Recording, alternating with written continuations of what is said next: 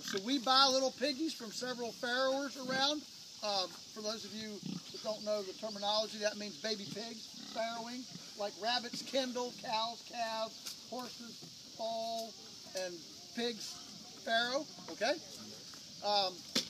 So we buy the little piggies, and at 8 to 10 weeks, and they stay in the hay shed, get trained to electric fence, up to about 12 to 13 weeks, and they come out here once they hit about 75 pounds.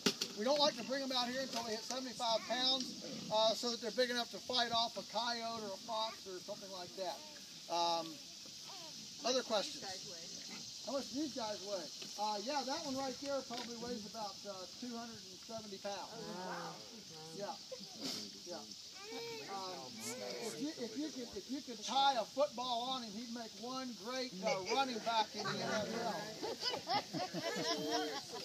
The water, great question. Under your feet along here, you'll see a water hose, a black plastic pipe water hose. That is coming from ponds a mile away up in the mountain that we have built to catch winter runoff, and that water is gravity feeding down through a network of 5 miles of water line, giving us 80-pound pressure water. That's about twice your domestic pressure, like a fire hose. 80 psi water everywhere on the farm. Wow. No pumps, no electricity, no nothing. So here's the deal. You went by a couple ponds here. We believe that one of our mandates is to hydrate the landscape and build forgiveness into it. The fact is, we are going to have droughts. We're going to have floods. We're going to have.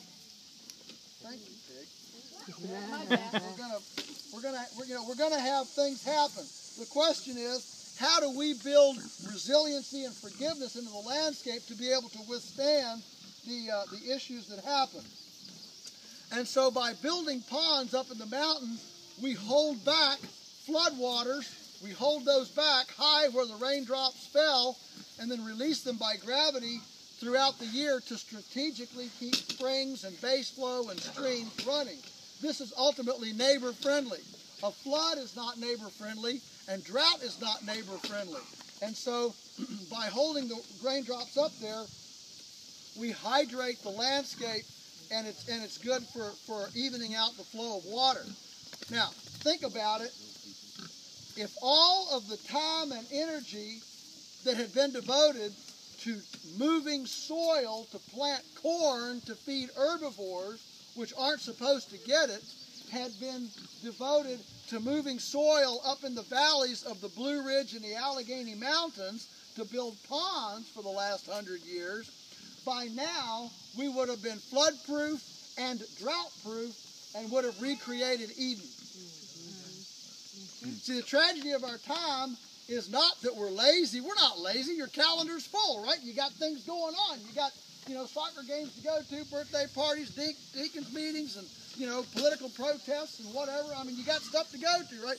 The tragedy is that we're busy about the wrong thing.